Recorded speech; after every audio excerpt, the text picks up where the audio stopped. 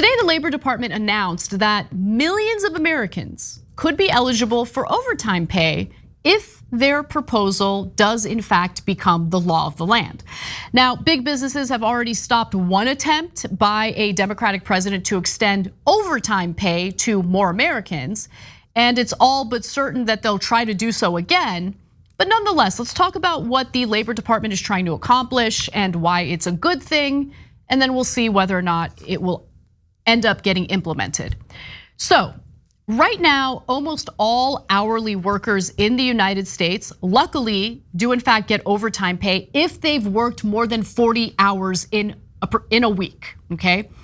And it's at no less than a time and a half their current pay. However, salaried workers who perform executive, administrative, or professional roles are exempt from receiving overtime pay if they are paid over a certain threshold.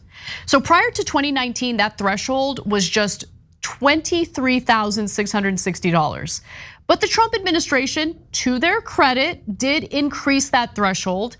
Still incredibly low if you ask me, $35,568. Now, the Labor Department is hoping to increase that threshold further. So if you're a salaried worker who's making $55,000, you would essentially be able to get paid overtime pay if you end up working more than 40 hours a week. The department also plans to raise that threshold every 3 years in line with earnings data. So this change would affect a lot of Americans, 3.6 million to be exact, a massive number.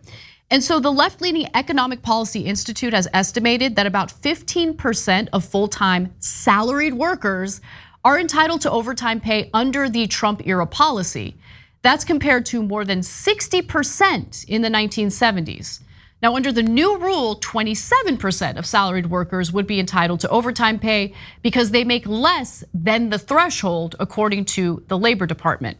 So I'm gonna pause for comment, Waz, because I'm not sure if you've experienced the salaried worker situation where you earn a salary, but you're expected to work more than 8 hours a day.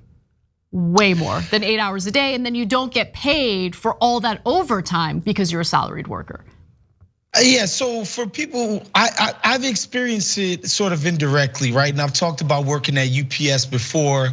Oftentimes when management tries to recruit you from, an hourly worker to a salaried employee, the idea being that as an hourly guy, your hours can get jerked around from week to week. You don't know theoretically how much work is gonna be available. So therefore you don't know how much money you're going to make. The enticement of becoming, say, a supervisor, and then maybe if you climb the ladder and you become a manager, is that you will have a consistent salary all the time, right?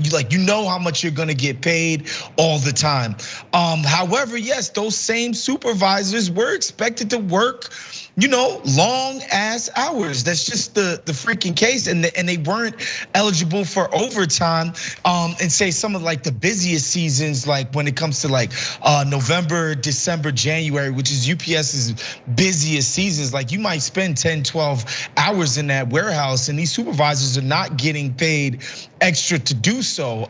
Essentially, management is extracting free labor from these folks for nothing. It's completely unfair. And the idea that the threshold being the idea, of course, Anna, being well, if you make $110,000 in your salaried position, you don't need overtime. And okay, I might be willing to grant you that. But if you make $36,000 or $37,000, the idea that you can work a 12-hour day and not get paid any OT for it, that makes absolutely no sense whatsoever. Yeah, I totally agree with you on that. And look, there's also this little trick that's played in some companies where they'll give workers these kind of phony management titles in order to essentially make them salaried workers and then overwork them and not give them their due pay for all the work they put in and all the hours they put in.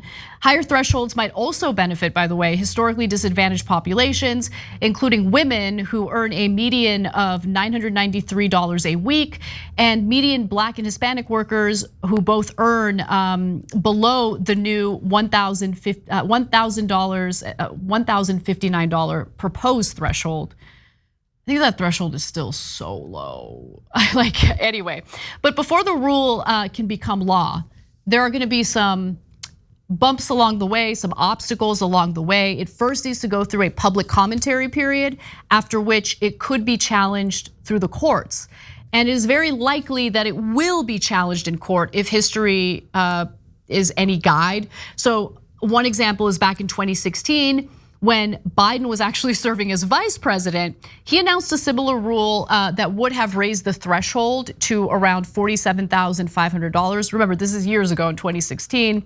That was challenged by not that many people, just 21 states, the Chamber of Commerce, and 50 other business groups. So, just a little bit of a bump in the road. Eventually, a federal judge overturned the proposal.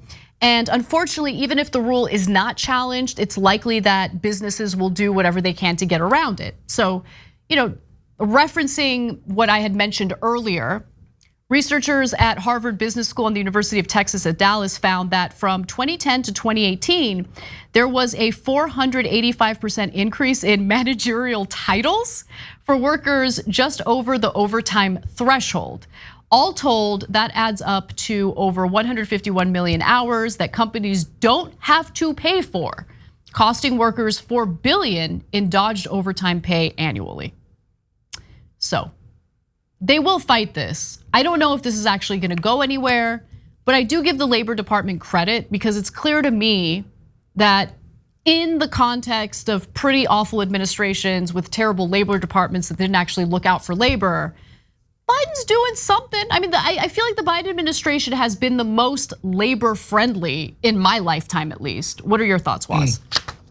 Yeah, it's interesting. Every now and again, Sleepy Joe wakes up, it seems, and this is one of those times where the administration has gotten off of their butts and done something. And again, this is the type of thing you can campaign on. It's very simple to explain to voters how this is beneficial to the vast majority of them. Let's face it, most people aren't in jobs that pay them, nice six-figure salaries. Like, this is incredible, and make no mistake, how they're gonna fight this, guys. The managerial class is gonna be like, we're gonna have to dump employees. We can't incur these costs, and they're gonna try to scare people and say, we can't have workers who get paid for their work.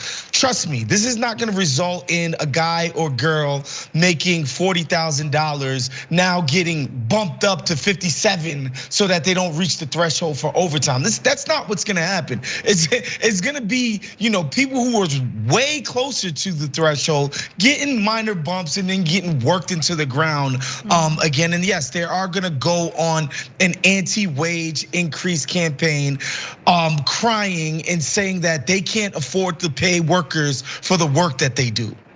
Right, despite record corporate profits. Of course they're gonna say that. They got that fiduciary responsibility to their shareholders. They reign supreme, they're the most important, so. Thanks for watching The Young Turks, really appreciate it. Another way to show support is through YouTube memberships.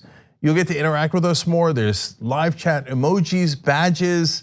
You've got emojis of me, Anna, John, JR, so those are super fun. But you also get playback of our exclusive member-only shows and specials right after they air. So all of that, all you gotta do is click that join button right underneath the video. Thank you.